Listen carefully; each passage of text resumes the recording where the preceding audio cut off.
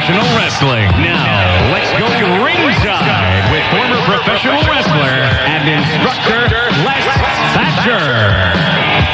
Hey, Tri-State, it's time to ring the bell for another Wednesday night main event. I'm Les Thatcher, and in the house, our ring announcer, Patrick Black, Dr. Love, and of course, the madman himself, our producer, Big Joe, on the scene. We got a couple special guests. First of all, let's give a big woo, if I was Ric Flair, to Jesse the Body Ventura, the new governor of the state of Minnesota. Man, can you believe that? Beautiful thing. Yes, it is. 40% of the vote, Les. I know. It's tremendous, isn't it? And blew one of the Humphrey family out, a conservative state with a wild man like Jesse. Who's to say is the presidency next? Patrick, we got some other news items. How about it? All right. If you don't think pro wrestling is hot and Stone Cold Steve Austin has an elevated celebrity status, just check out what's going on with the WWF superstar over the next few weeks. Rolling Stone comes out with a feature story and possible cover photo in mid-November. People magazine is doing a 4- or 5-page feature on Austin. He will be an award presenter at the annual Billboard Magazine Awards upcoming and has just been seen on the new Pamela Anderson Lee series, VIP, this past week. Right before I left the house, of course, Steve Austin was on Celebrity Deathmatch on MTV against Vince McMahon. Did he win? Yeah, he did. Cool. He put him in a casket, drug him out, beat him with a tombstone. All right. Fans gave him about 3 hell yeahs. And Does that mean we'll see him on Raw? Who knows? No matter if it was done as a ratings hype or if it happened by accident, the Goldberg versus Diamond Dallas Page world title match from Halloween Havoc, which was cut off in 25% of the markets before it aired, was shown the next night on Nitro, setting a ratings record for a pro wrestling match on cable TV. The match scored a 7.18 rating for the match. Amazing, since it was running against Monday Night Football, when wrestling is normally down in ratings. On Halloween night, WCW World Champ Bill Goldberg put his old University of Georgia Bulldog jersey on. He played there in the late 80s and ran on the field with the current team as they prepared to take on the University of Florida Gators in Jacksonville. Unfortunately, Goldberg's presence didn't help. Georgia lost 38-7. Maybe they should have got Stone Cold there, Pat. I would tell you. They needed something. Also on Halloween night, at the HWA Halloween event in Hamilton, Ohio, Al Snow didn't dress up, but Head came to the party as HWA star Shark Boy. Seems as though there's a revolving door in the talent pool at WCW. Word is that the British Bulldog, Davey Boy Smith, quit the promotion. And 4 days after that, his brother-in-law, Jim the Anvil Neidhart, was fired. All right. Other strong reports that ECW TV champion Bam Bam Bigelow is close to signing a contract with WCW. However, I heard on Sunday or Monday that he already had signed it, which basically caused his quick departure from ECW on the pay-per-view. There you go. All right, let's hit some of the upcoming area events.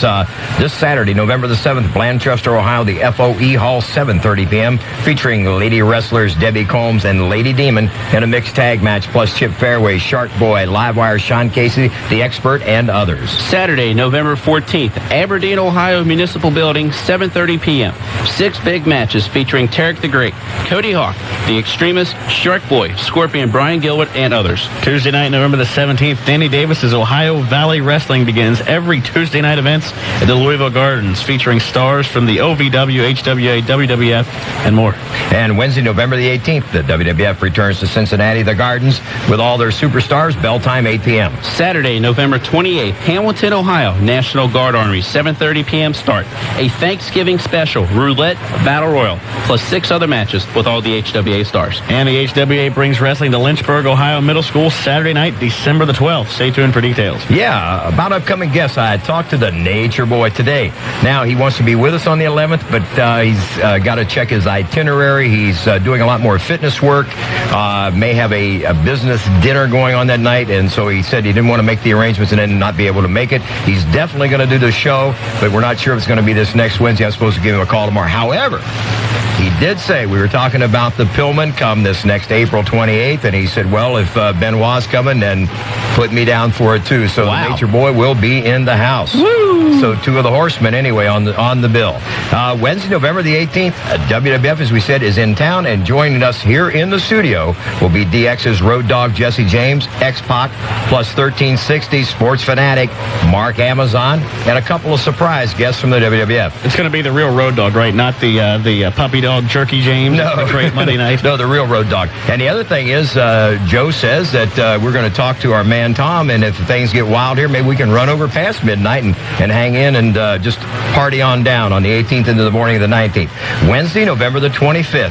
ECW's heavyweight champion, the leader of the Triple Threat, the franchise, Shane Douglas, will be in the house, and he'll also be joined by one of tonight's guests. We'll tell you more about that later on. One of the things we want to talk about, if you're up in the Pittsburgh area, or if you want to go up in the Pittsburgh area on the weekend of November 14th and 15th, Victory World Wrestling is having a Walk of Fame wrestling weekend event at the Hilton Hotel in Pittsburgh.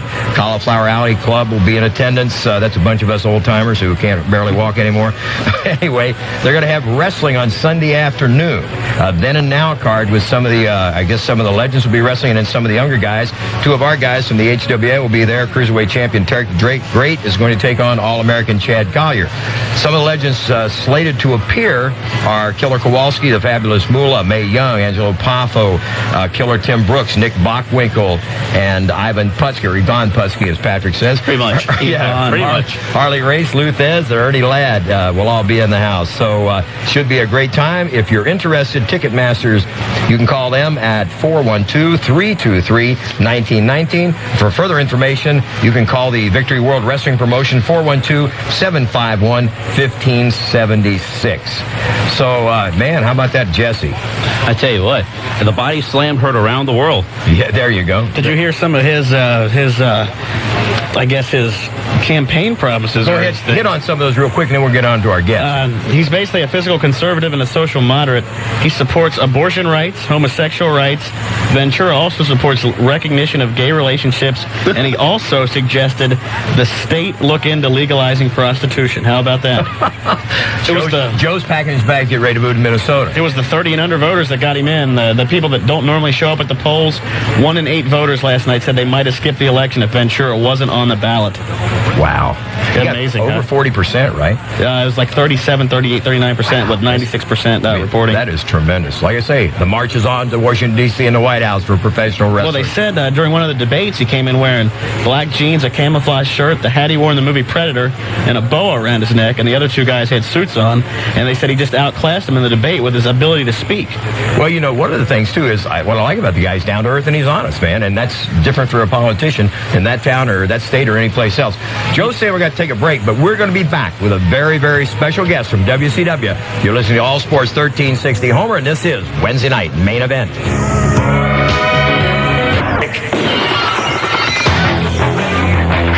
We're back on Wednesday night main event here on All Sports 1360 Homer. Les Thatcher, Dr. Love, ring announcer Patrick Black, Bad Man Joe, the producer. That "you are completely pathetic" thing at the beginning of the intro could have been said for Sunday night's Channel 5 special. Yes, and we'll probably get callers on that. We're going to talk to our special guest, and we're going to get to that right away. We're not going to waste any more time. My initial contact with tonight's first guest was way back at a WFIA fan convention. Our second get-together was 6 years ago when I began doing TV work for Smoky Mountain Wrestling, where he was refereeing and helping run the promotion. I watched him develop into what I consider to be one of the best 2 or 3 officials in our business today. And more importantly, into one of the best friends a man could have. In this land of giants called professional wrestling, he's not physically imposing. But as a human being, he's a giant of a man. However, the real reason I have him on the show tonight is because he's the only guy who's ever named a cat after me. My good and dear friend, WCW referee, Mark Curtis. Hey, Shooter, what's up? How's it going, Les? Good. I got to give you, right off the bat, got to give you guys tremendous compliments on keeping the people in the Cincinnati and Kentucky area informed as to what shows are going on in the area, and not only the big ones, but the small ones. Keeping people, going on, like with the Jesse Ventura becoming governor like today. I didn't find that out until I watched, was it Hollywood Tonight, or Entertainment Tonight, or whatever it was this evening. So I got to give you guys kudos keeping everybody well informed as far as what's going on where and how, but also where it's coming to. Hey, I appreciate it. I got a couple messages to you. First, Helen sends her love. Second, my mother says, hurry up and get back to work because you're the best referee WCW's got. So, first of all, let's start right there. When do you think you're going to be back in the ring? Oh, I'm hoping, you know, whenever I first went into the hospital and everything, they told me 4 to 6 weeks, and I've been out about a month. I think that was being a little unrealistic, so I'm looking at maybe by Christmas time I should be back. I was talking to Chris Jericho today, and he's also another one who'd like to throw in his hat to the Brian Pillman memorial for next year also. He told me to make sure and tell you that. But of course, you're going to be there. Of course. Of course, man. We got to line up. So somebody said, "How about the independent guys?" I said, "We haven't gotten around to talking." I mean, we've got Rhodey and Cactus from WWF have pitched their hat in the ring, and of course, Flair today said he'd love to make it. Benoit told us last April that he wouldn't miss it this next time around. So, of course, if Benoit's going to be in the house, Woman's going to be there, and now Jericho. Al Snow was saying Saturday night was talking about it as well. So, man, we're going to have quite a turnout. We may have to get a bigger building. Well, the thing is, you know, the success that you guys had last year for it, I think it surpassed anything that you ever dreamed. I know it surpassed anything. I think half those people had to wait out in the rain, you know, ever dreamed. But once they got inside and the matches began, I believe everybody had the best time that they could have. I agree. And that's a big testament to you. Thank you very much. Well, I'll tell you what, you know, Terry Taylor was on the show a few weeks back, and we were talking about the same thing, and I think a lot of it had to do with the smaller venue creating a better atmosphere, don't you? Definitely. And, you know, of course, now I know that you've got some time on your hands and driving poor Pam crazy. That's his wife, in case anyone doesn't know. And my cat, Thatcher, and Thatcher's sidekick. The other cat is Renfield, which I'm going to say it here. Jim Cornette mentioned on Heat a couple weeks back about, was talking about ghouls and vampires, and said, I know a guy's got a cat named Renfield. Well, that guy is Mark Curtis, and of course, he couldn't say that on WWF, but that's Renfield was the first child of Pam and Mark. The second child is named Thatcher, and I'm not going to say what Thatcher does when he gets mad, because No, we'd rather not. No, we really shouldn't. Anyway, what I want to start off here with you about, did you see the NBC special on Sunday night? Be honest with you, I caught like maybe 5 minutes of it because I was heading over to a friend's house to watch the ECW pay-per-view. Right. What I saw, you know, honest to God, I had to laugh. Whenever they had an old lady sitting there taking off her pads, saying that, you know, she travels around and this and that and everything else, and I was like, you got to be kidding. You know what I said about that? In all my years in this business, if I don't know a promoter that if I had touched a woman, or any wrestler had touched a woman in that crowd, that they would have been fired on the spot. Well, here's the thing. Two things came up to my head right off the top. Can you imagine all those years of Beulah down at ringside in Knoxville? Right. Can you imagine somebody taking a swing at her? I mean, actually hitting her? No, absolutely not. And everybody picked on her, right? Right. But then she was a sweetheart that, well, you know, when I was down there, last December when I had the two guys down there for the tryout, I was up in Bob Hoke's office, up in the Coliseum office, and she came walking in with a plate full of cookies for him. And she used to take some of the guys home and feed them and everything else for Oh, yeah. But she never traveled around with us, did she? No, not at all. And, you know, I thought the other thing, they were talking about the booker sitting in the lobby selling T-shirts and handing out posters. I've never known a booker to do that either. No, I mean, well, I don't know, maybe one or two have come close to it. And, you know, I think the funny thing is they were trying to find something, but we're talking about the older lady. I won't say old woman, but the older ladies, the gray-haired ladies, if you will, the silver-haired ladies. But, now, you've been all over this country as I have. There must be one per arena. Am I right? Oh, definitely. That you're going to see there. Well, we were talking about Beulah in Knoxville. She was there the first time I wrestled there in 1968, and she's still there. Well, heck, you guys got Mikey there. And, yeah, Mikey's not a gray-haired old lady. Well, okay. Anyway. Lady. Yeah, right. Maybe not gray-haired. I could have let that one go. There, I know. What did you think of the ECW pay-per-view? Go ahead. House style, I mean, you know, the guys busted their butts. Nobody knew why they were wrestling. They had maybe 4 camera angles. One of it's that motion sickness. Yeah, right.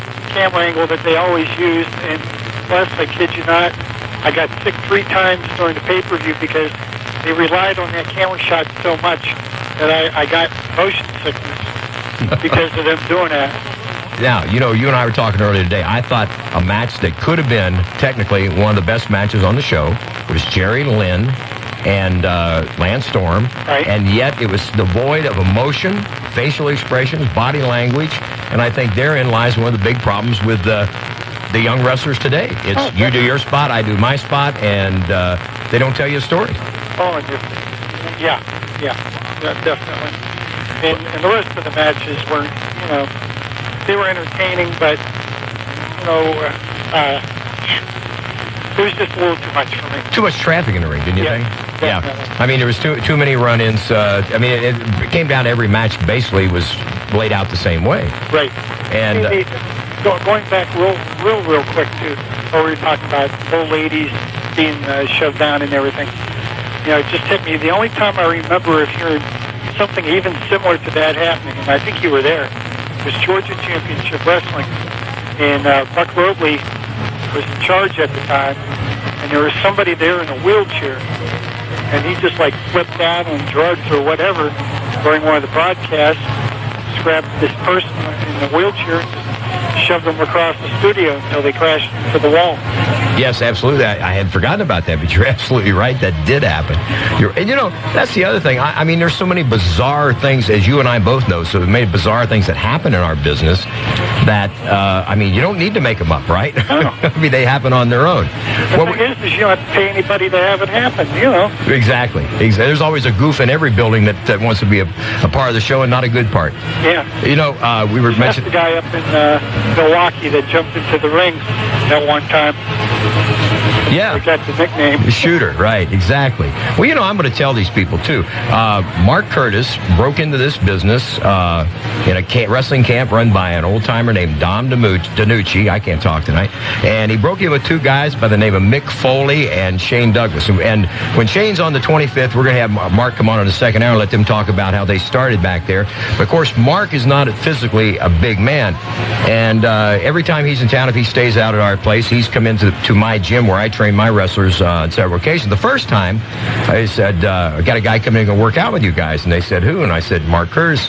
You mean the referee from WCW? And they're looking at me like, that little guy.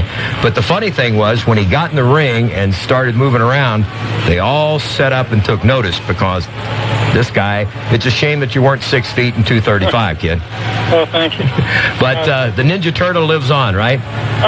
He's in semi-retirement for a little while. Talking about goofy individuals that you and I have done business with, our mutual friend Jim Cornette, right? Oh, yeah, he's still looking for that turtle. Well, he's the only promoter I know that's ever put a baseball bat through a guy's windshield. What do you think? Well, amongst other things. Seen him try to drive through Wendy's front window at like 11:31 because they shut the lights off at 11:30. And he loves Wendy's. Fast food is... Hey, somebody gave me a Jim Cornette doll for my birthday last week. You're kidding. No, I'm serious. And I know how busy he's been. Today I left a message on his machine. I said, hey, one of my kids that I train gave me a doll, a Jim Cornette doll for my birthday last week. I said, now, if you don't return this phone call, I'm going to start putting pins in this doll. You get my drift? Yeah, there you go. Was it complete with polyester less?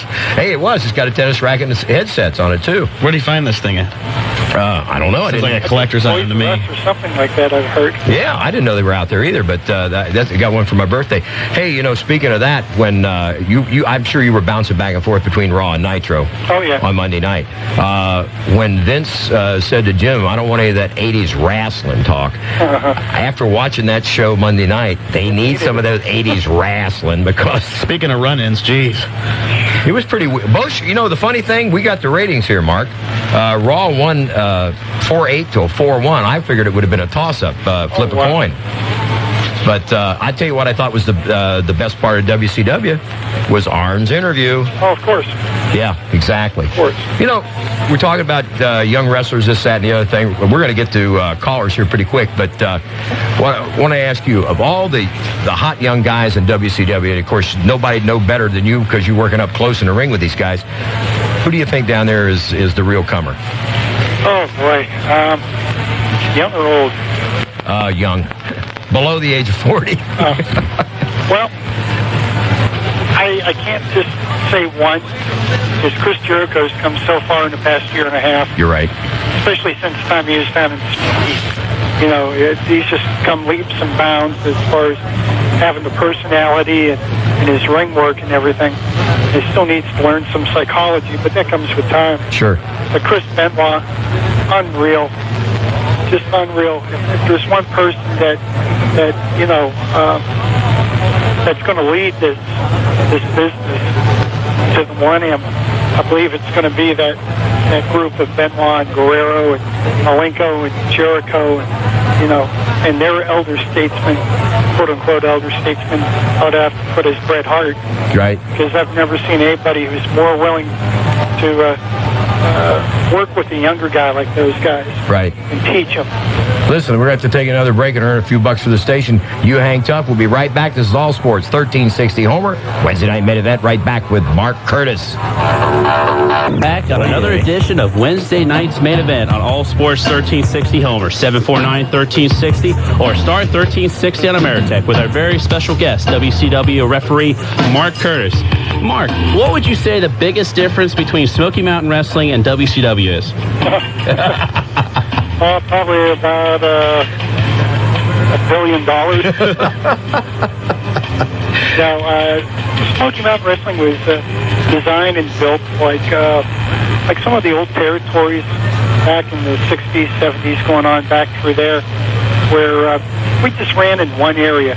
We didn't try to expand and take over the world. So we ran like eastern Tennessee and western Virginia and like West Virginia. We concentrated in a 4-state area.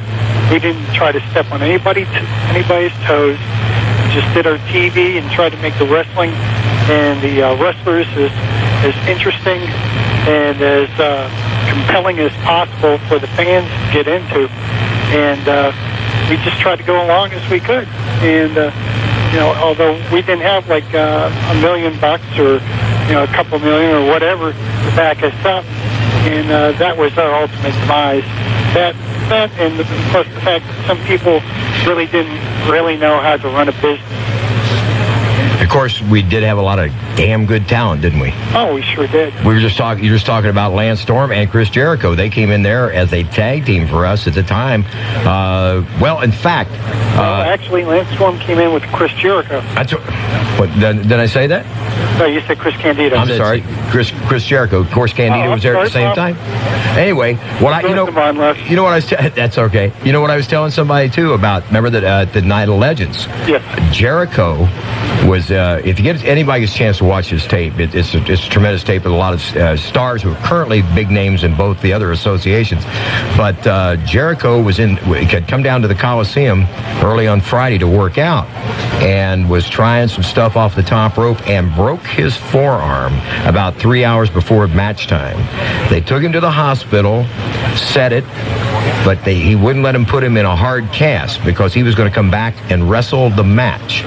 So he came back, and they wrestled. Who they wrestled? The Gangsters? No, they wrestled the Heavenly Bodies. Heavenly Bodies, right. It was about 25 minutes. Right, and bled like a pig, and it was a tremendous match, wasn't it? Oh, definitely. Yeah, I mean, and then he went back to the hospital, and they put a hard cast on him. I mean, that's the kind of performer Chris Jericho is. Hey, we got some callers here. Go ahead. What were you going to say something before I go to these callers? I was just going to say, and he still is like that. Oh, yeah. He's a hard-working young man. Hey, we're going to line one. Mike in Fairfield, you're on All Sports 1360. What's up, Mike? Nothing much. Got a question for Mark Curtis? Well, I got a question for really both of you and everybody in the studio. Okay. I caught that show on Sunday about that Wrestling Exposed. Right. And I was wanting, your opinions on it. Make sure you stomp when you punch somebody next time out in the street. What did our good friend Mankind say on Raw Monday night? He said, I saw Wrestling Secrets Exposed last night. I'm going out to the ring and stomp my foot. Yeah. Jericho mentioned something in his interview, too. Yeah, he did, catch too. all of it. I'll tell you what, Mike, I'm going to let Mark throw a few of his comments at you, but, blanket coverage. I mean, some of the stuff was right on. You can't say it wasn't, but then some of it is like, wow, where did they come up with this? I've been in this business a lot of years and have never seen some of the stuff that they put on the screen. Mark, what's your read on that? My whole read is the fact that wrestling is really hot. So now you're going to start having all these programs coming out saying, well, here are the deep, dark secrets of this and that and everything else. Just like they've been doing with that magician for over the past couple months, or about the past year or so. So, just, trying to get ratings. There wasn't a whole lot of thought put into it. If I understand, the guys that were on there were paid $4,000 a piece, and one or two of them looked like they knew what they're doing, but none of them looked like they had a clue as to anything that was going on, really, in wrestling. Well, you figure the one guy kept saying, the one wrestler would say, it's painful, it hurts, blah, blah, blah, and then the announcer would come on, but if you know it right, it's not going to hurt you. And it kind of contradicted itself. It was pretty stupid in that aspect. Well, I think one of the things, I think Mark will agree with me, they mentioned, like, if you try this pound driver and you don't get it right, you can break your neck, et cetera, and about several different moves. Well, after it was over, I said to a couple people, I said, well, what are going to be the run on the emergency rooms across the country from the kids that have watched this and say, well, that looks pretty easy. Right. The point is, watching Carl Pickens of the Bengals catch a football doesn't look real hard. But if we all go down to Synergy Field and try to do the same thing, most of us can get run over and break our necks or fall down and break an ankle. So the point is, no matter what you think professional wrestling, and we are entertainers, nobody's saying that we're not, but these guys are athletes and damn good athletes. And as the goofy saying said, don't try this at home, because it takes a lot of time and a lot of effort and a lot of athletic ability to perfect these moves. Am I right, Mark? Well, not only that, but you have to have a very, very high threshold for pain. Wes, as you know, in the old days, you've seen wrestlers go out there with broke hands, broke fingers, tape it up, go out there and wrestle. I don't care if you got a broke arm and somebody's body slamming you. That's jarring every part of your body. Sure. And plus if you got bad backs and everything else, so. One of the kids out the training camp the other day sprained his little finger. He said, look, I got my little finger. I said, well, tape it to the finger next to it. He looked at me like, huh? I said, tape it to the finger next to you. Because that's, if we wrestled Monday night and I sprained my little finger, I taped it to the finger next to it and wrestled again Tuesday night. Right. I mean, you didn't get paid if you didn't work. And a lot of guys, and not to say that I'm not recommending that to young men out there, don't be goofy and go out with a bad injury and play football or basketball or something. But that's what we had to do, because we were going 5, 6, sometimes 7 nights a week. Right. Les, do you have a spring underneath your ring at the HWA arena? No. Do you have a microphone underneath there? No, actually, we don't have that either. But I'll tell you something else that show didn't tell you. Right across the river in the state of Kentucky, having a spring under the ring is against the law. The commission will not let you run. Now, I'm not sure why that is, but no, we don't have a spring. Nor do we have the... Does your son come to the ring? No, I've never seen I don't have a son. Does any of your wrestler sons come to the ring? No, that doesn't happen either. That's it. They obviously had 40 minutes of stuff that actually happened, and they put it on the air. Then they had 20 minutes to fill, and they said, well, let's come up with something that we can fill this hole with. Don't you think, Mark? Yeah. And what I heard, the guy, I can't remember his name, but the nondescript, nobody, independent guy that... Doc Savage. Was that what it was? I think it was. Was supposedly the coordinator of this thing. I was told that he didn't seem to know too much about our business either. So like I said, somebody got rich, Yeah, really. You're right. And, of course, they'll rerun it and get some more ratings on the thing. It drew a pretty strong rating on NBC, too, from what I understand. Did it? Yeah. We got time to go to another caller here, Joe. All right. Mike, you still there? Oh, Mike's hung up on. Well, I know he's still listening. Mike out in Fairfield with us every week. All right, let's go to line 2. Larry, you're on All Sports 1360. What's up? Hey, what's up? Hey, it's you, brother. Hey, I got a question. Okay. Okay, I was going to spend that the Giants is going to go to WWF. Well, now I've heard the same thing. That the Giant is supposed to go to WWF. Here's the funny thing. I've been hearing that since I've been out of WCW here for a little bit. So I've been hearing that for about 2 months. And every week, as the rumor gets stronger, he keeps showing up on TV. So I'm sure somebody that's getting ready to go to the opposition, they wouldn't be sticking out there on TV as much as they are. At least not if they knew it, right? Quite a bit of time left on his contract. I'll tell you where, I think I'll tell you what, where I think the Giants should go is on a diet. From watching him and Luger Monday night, I'm thinking, man, you don't need to put on another ounce. He gets the Dusty Rhodes triple flip to the front of the Buffet Line Award this year, I think. And, I'm going to give you another opinion on John. When he first came on the scene, and what's been 2 years ago now, Mark, I guess? Yeah. I thought the guy, man, a lot of potential, good mobility, and he's taking his own mobility away, but he's pushed from not being able to push away from the table. Joe's waving at us here. We got to earn a few bucks for the station. You hang tough. We got Mark Curtis from WCW. This is All Sports 1360. Homer.